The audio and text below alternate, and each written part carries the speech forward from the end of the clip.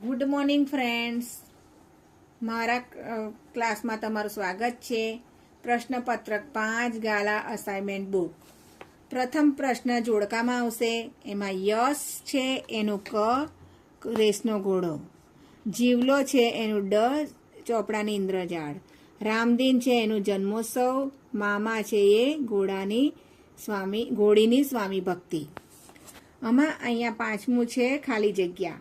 એક જમાનામાં ચીનના લોકો ગામમાં કોઈ માંદું પડે તો ખાલી જગ્યાને સજા કરતા, તો ડૉક્ટરને સજા કરતા. આવા શોષિત ખાલી જગ્યાની કરુણ દશા જોઈને મારું હૃદય દ્રવી ઉઠ્યું. તો દરિદ્ર નારાયણની.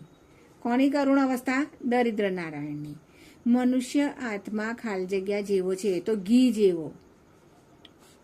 ઘોડીની સ્વામી ભક્તિ એ ખાલી જગ્યા પ્રદેશની લોકકથા છે. ગોહિલવાડની કઈ? ગોહિલવાડ.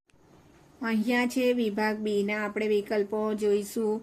તો એમાં આવશે પ્રથમ જોડકા છે, પદ્યકૃતિના છે. તેમાં 17મું છે વૈષ્ણવજન તો તે છે પદ. બોલ્યે ના કાંઈ, તો એનું છે ઈ ગીત. માધવને દીઠો છે ક્યાં? એ છે ઉર્મી ગીત. કુલ દીપક થાવું કઠિન, તે બ છે દુહો. પછી છે આપણું 21મું દીકરી સ્વર્ગમાં ખાલી જગ્યા ઝલકમાં દેખાય છે, તો દેવીઓની ઝલકમાં. કોની? દીકરી દેવીઓની ઝલકમાં દેખાય છે.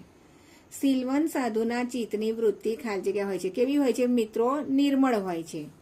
કવિએ ધ્યાનને ખાલી જગ્યા રંગનું કહ્યું છે, ભગવા રંગનું.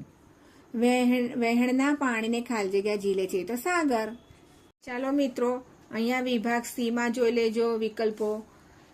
આમાં છે સાચી જોડણી. આશીર્વાદની સાચી જોડણી આ છે, આશીર્વાદ. જિજ્ઞાસામાં જિજ્ઞાસા આ આવશે, ત્રીજા નંબરનું.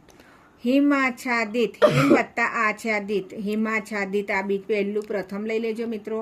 હિંમત છે, ખાલી આનો કાનો માત્ર અહીંયા લગાવીને 6 લઈ દેવાનું છે. ઋણ મુક્ત શબ્દનો સમાસ છે તત્પુરુષ સમાસ. ઋણથી મુક્ત, તો થી નું ના આવે તો તત્પુરુષ સમાસ. જોડી ભેદ અર્થ સમજાવવાનો છે. અલી તો ભમરો થાય. આગળનું લી હોય અલી તો ભમરો, પાછળનું લી હોય તો અલી, એટલે સખીને અલી કહીને બોલાવે છે ને, તો અલી. કાળુને તો પોતાના પેલા વિચાર જાણે બાલિશ લાગવા માંડ્યા.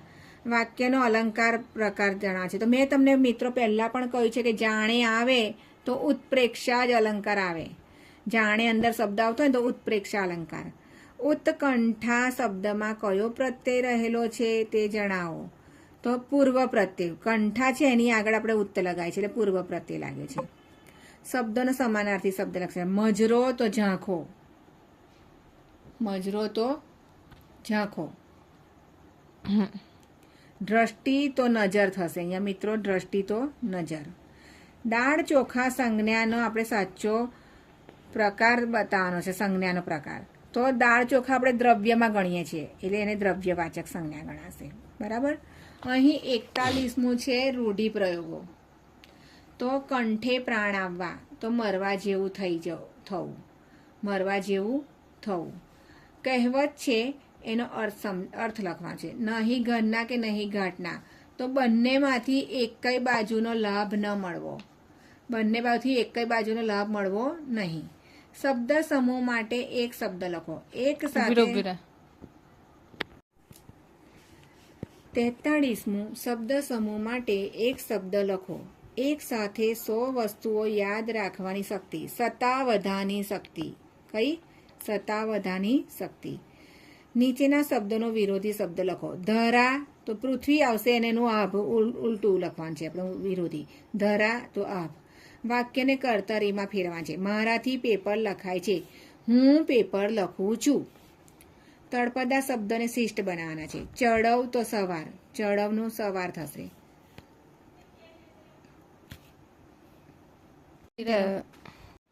47મું વાક્યમાંથી વિશેષણ શોધીને તેનો પ્રકાર જણાવવાનો છે. તો આ રાત્રે સપ્તર્ષિ તારાઓ જોવા મળે છે. તો રાત્રે આખું લખ્યું છે વાક્યમાં. આપણે સપ્તર્ષિ વિશેષણ છે. કેવા તારા? સપ્તર્ષિ તારા. અને સંખ્યા બતાવી છે, એટલે અહીં સંખ્યાવાચક વિશેષણ થશે મિત્રો. 48મું છે ક્રિયા વિશેષણ શોધવાનું છે, ને તેનો પ્રકાર બધા છે. ગાડી ધીમે ધીમે ચાલી. ગાડી તો ચાલી, પણ કેવી રીતે?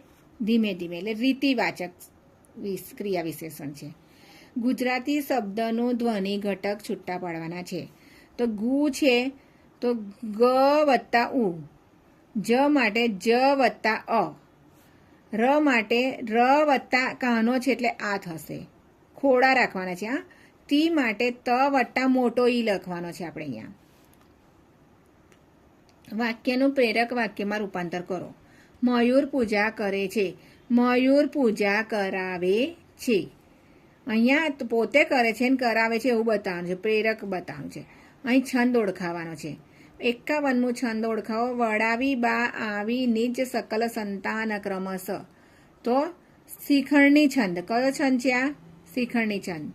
મંદાક્રાંતા છંદના અક્ષર બતાવવાના છે અને બંધારણ પણ બતાવવાનું છે. તો મંદાક્રાંતા છંદના અક્ષર 17 છે અને ગણ મ ભ ન તત ગાગા, મભન તત ગાગા, મભન તત ગાતા. તો મિત્રો આ વિકલ્પો મેં લખાવ્યા છે, પોતે 36 માર્ક્સ તમને લાવી આપશે. અને આમાં કંઈક સમજણ ના પડી હોય તો કોમેન્ટ બોક્સમાં જરૂર મોકલજો.